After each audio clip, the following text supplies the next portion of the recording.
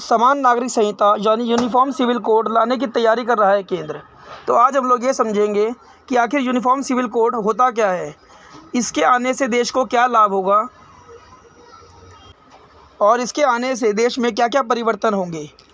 तो समान नागरिक संहिता का अर्थ है कि पूरे देश में एक ही कानून होना, चाहे कोई भी व्यक्ति किसी भी धर्म या संप्रदाय से संबंध रखता हो, लेकिन हर व्यक्ति के लिए, हर नागरिक के लिए भारत के अंदर एक जैसे कानूनों का लागू किया जाना। इससे देश में सभी नागरिकों के लिए विवाह हो, चाहे तलाक की बात हो, चाहे पोषण भत्ता हो, चाहे उत्तराधिकार की बात हो, बच्चों की कस्टडी हो, चाहे विरासत हो, चाहे वसीयत हो, सभी लोगों के लिए एक समान कानून हो जाएगा, चाहे वे किसी भी धर्म या संप्रदाय से संबंध रखते हों। जैसे अगर अभी की स्थिति देखी जाए तो मुस्लिम लॉ में बहुविवाह यानी 4 शादियों तक की छूट है, जबकि अन्य धर्मों में एक पति एक पत्नी का नियम कड़ाई से लागू है। संतानहीनता या नपुंसकता जैसे उचित कारण होने पर भी हिंदू, ईसाई, पारसी के लिए दूसरा विवाह दंडनीय अपराध है। मुस्लिम धर्म में शादी के लिए उम्र जो है वो 9 वर्ष की तय की गई है कन्या के लिए, जबकि अन्य धर्मों में यह जो उम्र है वो 21 वर्षों की है।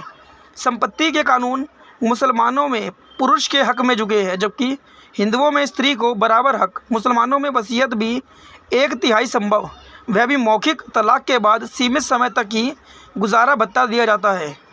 अब तक देश में धर्म के आधार पर अलग अलग कानून है, जैसे हिंदुओं के लिए अलग, मुसलमानों के लिए अलग, कि उनके जो धार्मिक ग्रंथ जो हैं उनके ऊपर आधारित हैं कानून। लेकिन यूनिफॉर्म सिविल कोड आने के बाद सभी धर्म के लोगों के लिए एक जैसे कानून होंगे। किसी भी व्यक्ति पर उसके धर्म या संप्रदाय के नाम पर भेदभाव नहीं किया जाएगा, या फिर अलग अलग जो कानून है वो नहीं लागू किए जाएंगे। और यूनिफॉर्म सिविल कोड आने से लगभग 20% मुकदमे समाप्त हो जाएंगे।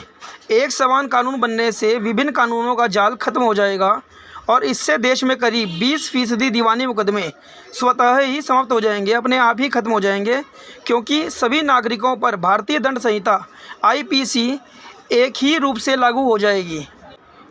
परीक्षण के तौर पर उत्तराखंड में इस कानून को लेकर आने की तैयारी की गई है। वहाँ पर कमेटी का गठन भी कर दिया गया है और इस कमेटी के लिए ड्राफ्ट जो है वो केंद्रीय निर्देश बिंदु के आधार पर बनाया गया है। तो इससे ये साफ हो जाता है कि कानून का ड्राफ्ट केंद्र सरकार के पास तैयार है।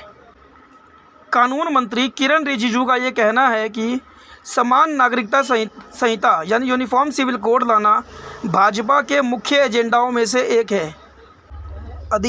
अधिकारियों से जब यह पूछा गया कि आदिवासियों के लिए इस कानून को कैसे लागू किया जाएगा, क्योंकि उनके जो कानून हैं वो उनकी रीति रिवाजों के अनुसार होते हैं और देश में करीबन 10 से 12 करोड़ आदिवासी रहते हैं, जिनमें से 12% के आसपास केवल नॉर्थ ईस्ट में रहते हैं यानी पूर्वोत्तर में रहते हैं।